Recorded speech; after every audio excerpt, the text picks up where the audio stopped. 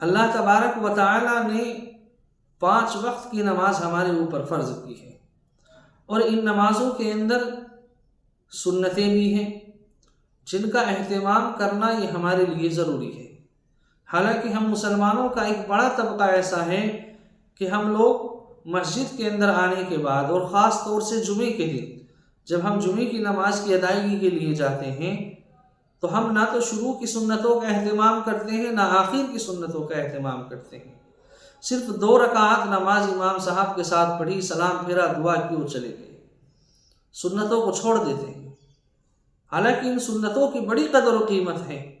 آپ فجر کی سنتوں کے بارے میں دیکھیں، حضور فرماتے ہیں کہ یہ سنتیں مجھے دنیا وما فیہا سے بہتر ہیں۔ تو ان سنتوں کا اہتمام ہمارے لیے ضروری ہے۔ ایک واقعہ چھوٹا سا آپ حضرات کو بتلاؤں کہ ایک کفن چور تھا، قبروں کو کھود کر وہاں سے کفن چرایا کرتا تھا۔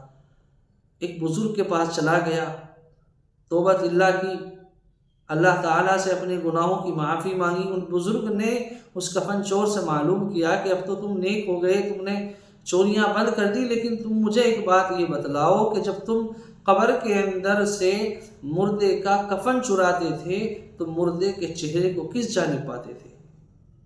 کیونکہ عام طور سے یہ ہوتا ہے کہ ہم مسلمان جب اپنے مردے کو قبر کے اندر دفناتے ہیں تو اس کے چہرے کو قبلے کی طرف کر دیتے ہیں۔ تو بزرگ نے اس شخص سے پوچھا، اس چور سے پوچھا کہ جب تم کفن چرایا کرتے تھے تو تم نے لوگوں کے چہرے کو قبلے کی طرف دیکھا یا ان کے چہرے پھرے ہوئے تھے؟ اس شخص نے جواب دیا کہ میں نے اکثر و بیشتر قبروں کے اندر جو مردے دیکھے ہیں ان کے چہرے قبلے سے پھرے ہوئے ہیں۔ اب یہ کیا وجہ ہے کہ ہم نے جب دفنایا تھا تو چہرہ قبلے کی جانب تھا، جب اس چور نے دیکھا تو چہرہ پھرا ہوا ہے؟ فرماتے ہیں کہ یہ وہ لوگ ہیں جنہوں نے اپنی زندگی کے اندر نمازوں میں سنتوں کا اہتمام نہیں کیا ہے، سنتوں کے چھوڑنے والے ہیں۔ جو فجر میں سنتیں ہیں وہ چھوڑ دی، ظہر میں سنتیں ہیں ان کو چھوڑ دیا، عصر مغرب عشاء اسی طرح 5 نمازوں کی سنتوں کو یہ چھوڑ دیا کرتے تھے، ان کا اہتمام نہیں کیا کرتے تھے۔ اس ایک مختصر سے واقعے سے ہمیں معلوم ہوتا ہے کہ فجر کے ان نمازوں کی سنتیں جو ہم پڑھ رہے ہیں ان کی کتنی قدر و قیمت ہے، لیکن ہم مسلمان ان سنتوں کا اہتمام ہم نے بھلا دیا ہے۔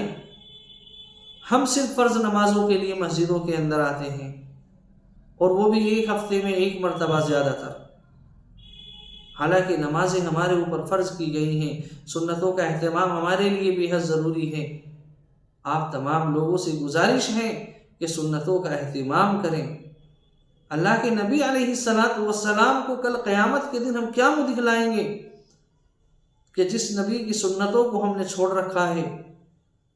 اللہ تعالیٰ سے دعا ہے کہ اللہ تعالیٰ مجھے بھی، آپ کو بھی، تمام لوگوں کو سنتوں کا اہتمام کرنے کی توفیق عطا فرمائے۔